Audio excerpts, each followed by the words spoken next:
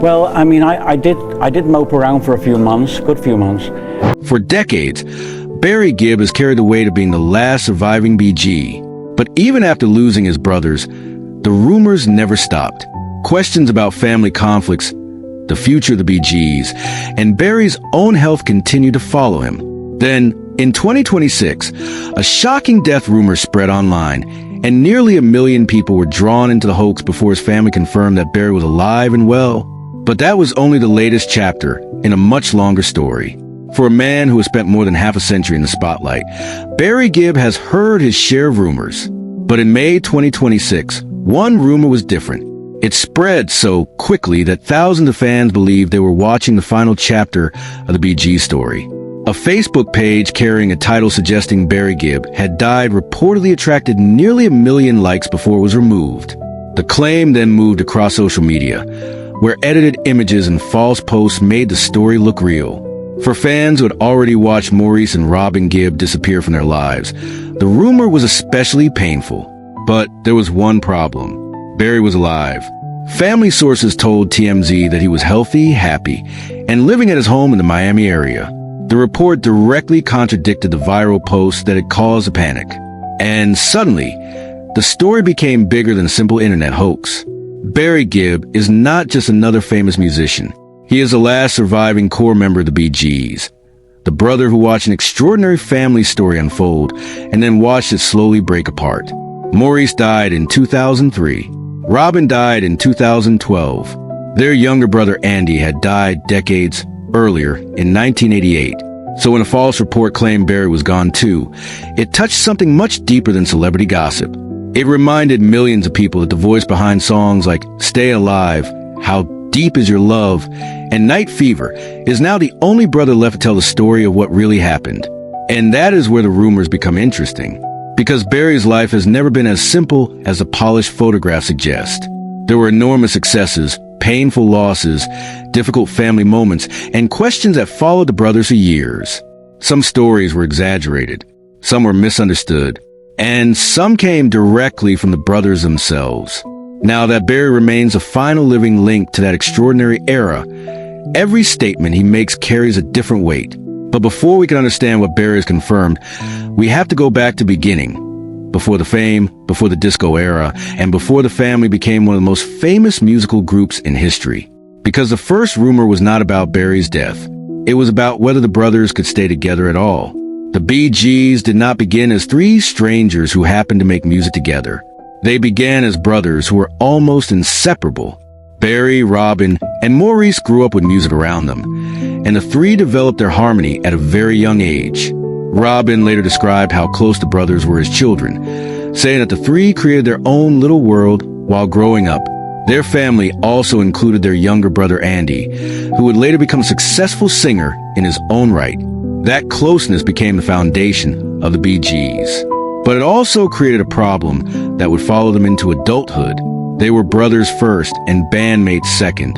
That sounds like an advantage, but fame made the relationship much more complicated. Barry has openly admitted that the brothers had conflicts. In a 2016 interview with NPR, he explained that all four brothers want to become pop stars and that there was competition between them. Yet he also made an important point. Despite the fighting, they must have loved each other deeply because they managed to stay together for decades. That contradiction became one of the central stories of their lives. Before fame, they could simply be brothers. Nobody cared who sang lead. Nobody was counting hits. Nobody was comparing their careers. Then everything changed. The Bee Gees became international stars, and suddenly every decision could feel personal. Who sang the lead?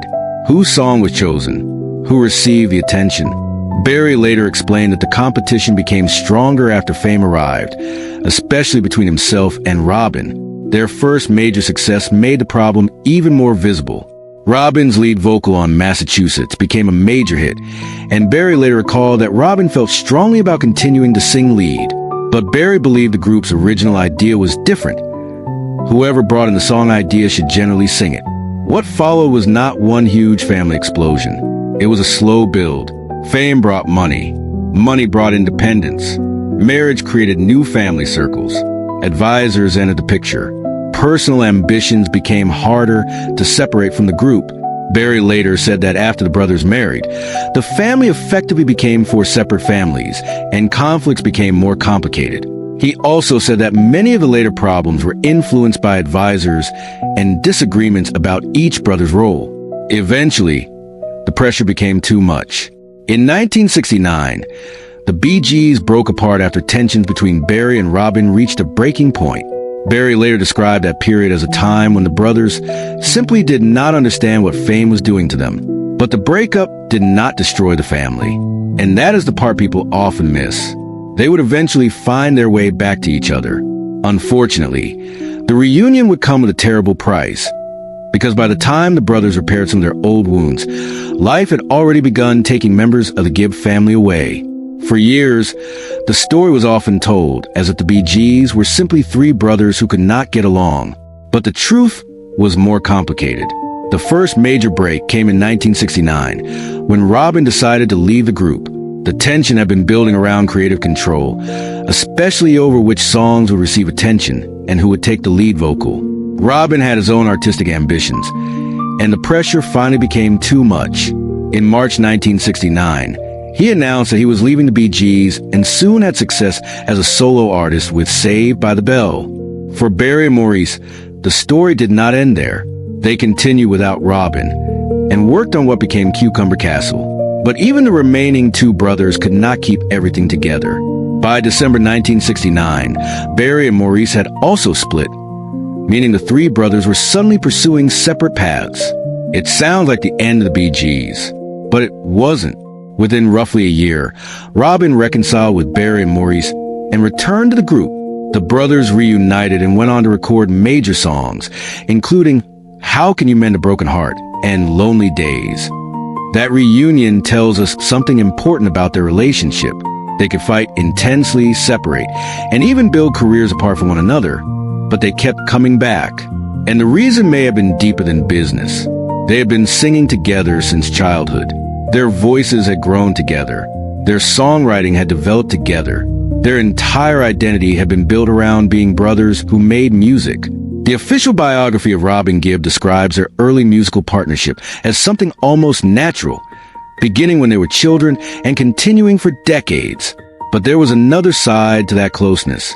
When three brothers spend almost their entire lives working together, a disagreement about music can easily become a disagreement between family members.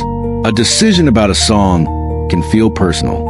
A disagreement about who should sing can become a question of whose voice matters most. That appears to be what made the Bee Gees' early conflicts so painful. And yet, the brothers eventually reached a remarkable level of success together. They survived the breakup, returned to the charts, reinvented themselves, and entered the disco era as one of the biggest musical acts on the planet. Their story was no longer about three brothers trying to become famous. Now, they were three famous brothers trying to stay brothers. But fame was not the only thing waiting for them. The most devastating chapter would come years later, when the Gibb family began losing members one after another. And for Barry, those losses would eventually leave him carrying something no musician could prepare for: the memories of an entire family and the voices of two brothers who could never be replaced. The greatest pain in Barry Gibb's story was not losing fame. It was losing the people who had shared his entire life.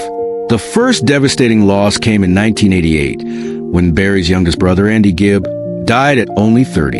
Andy had built a successful solo career, becoming the first male solo artist to have his first 3 singles reach #1 on the U.S. Billboard Hot 100.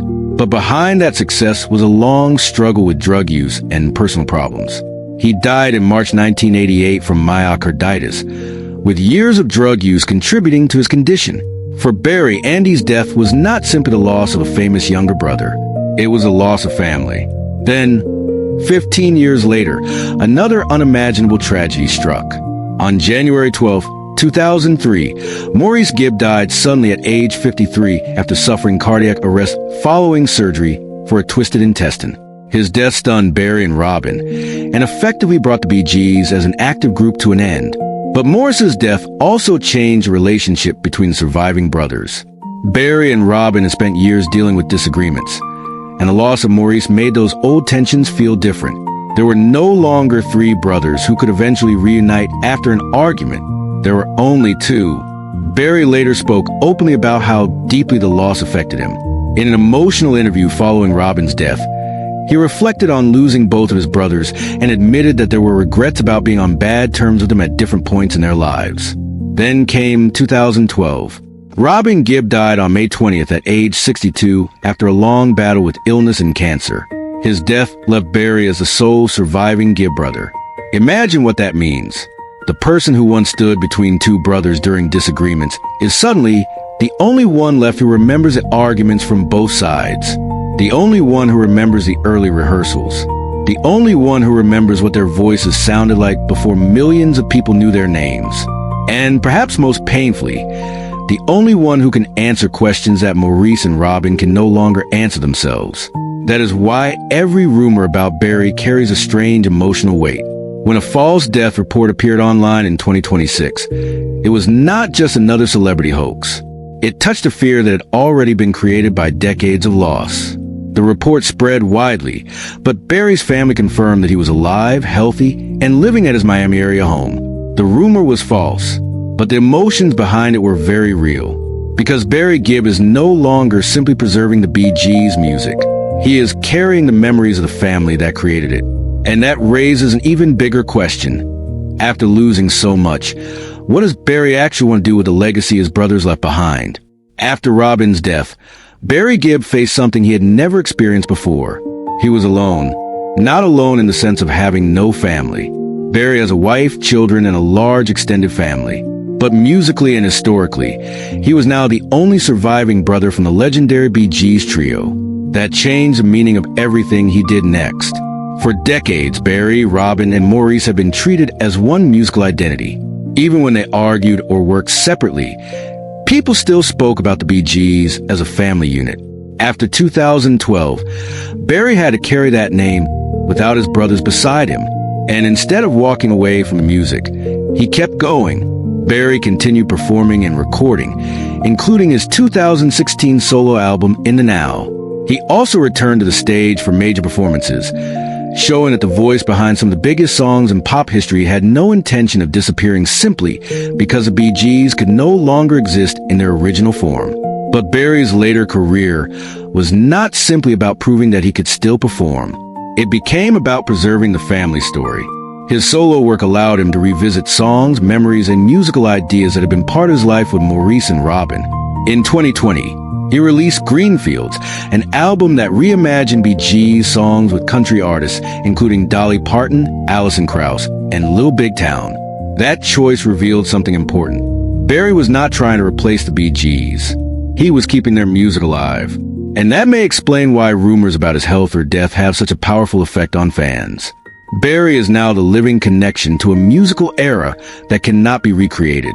In May 2026, that fear became real for millions of people when a fake Facebook death page reportedly attracted nearly 1 million likes. Some of the posts were accompanied by apparently AI-generated images showing Barry in a hospital bed or even a coffin. His family said he was healthy, happy, and living at his Miami area home. So the rumor was false, but it revealed something true. People are not only afraid of losing Barry Gibb, they are afraid of losing the last living chapter of the Bee Gees. Barry is now 79, not 78, as the commonly used title may suggest, since he was born September 1st, 1946. That detail matters when discussing his current life accurately. And perhaps the most powerful part of Barry's story is that he has continued to speak about his brothers rather than allowing their memory to disappear. The Bee Gees may be finished as performing trio, but their story is far from finished. Because while Barry can preserve the music, another question remains. What happens when Hollywood decides to tell that family story all over again? There's another reason Barry Gibb's story is still being discussed decades after the Bee Gees reached their peak. Hollywood wants to tell it again.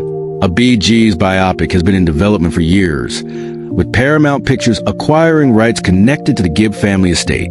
The project was later linked to director Ridley Scott and writer John Logan, with Barry Gibb involved as an executive producer. That detail is important because this is not simply a movie about three famous musicians. It is a story about three brothers, Barry, Maurice, and Robin began making music together as children. Their voices became famous around the world, and their songs eventually helped create one of the biggest eras in popular music. The Bee Gees have sold more than 200 million records, and their work on the Saturday Night Fever soundtrack became one of the defining moments of the disco era. But a Hollywood film has to go deeper than the hits. It has to show the arguments, the separations, the reunions, the pressure of fame, and most painfully, the deaths that changed the family forever. That is exactly why Barry's involvement matters. He is the only surviving member of the famous trio. He carries memories that cannot be recreated through old recordings or photographs. A filmmaker can show Barry, Robin, and Maurice performing on stage, but only Barry can explain what it felt like to stand beside his brothers when the cameras were gone. There's already a powerful example of this approach. Frank Marshall's 2020 documentary, The Bee Gees, How Can You Mend a Broken Heart, was authorized by Barry and the families of Robin and Maurice. It used interviews and archival material to tell the story of the brothers' rise, their creativity, their conflicts, and their losses. The planned dramatic film could take that story even further. But there is one major warning. The biopic has had a complicated development history. Ridley Scott was reported as attached to the project, while later reports described disputes surrounding the production and its Paramount deal. As of the latest reliable report available, there was no confirmed cast or finished release date to present as fact. So if you see headlines claiming that a specific actor has definitely been cast as Barry, or that filming is already complete, those claims should be treated carefully unless Paramount or the filmmakers officially confirm them. Because Barry's real story is already dramatic enough. 3 brothers became global stars. 2 died far too young. And 1 remains to tell the story. But perhaps the most important question is not what Hollywood will show. It is what Barry himself wants people to remember when the music finally fades.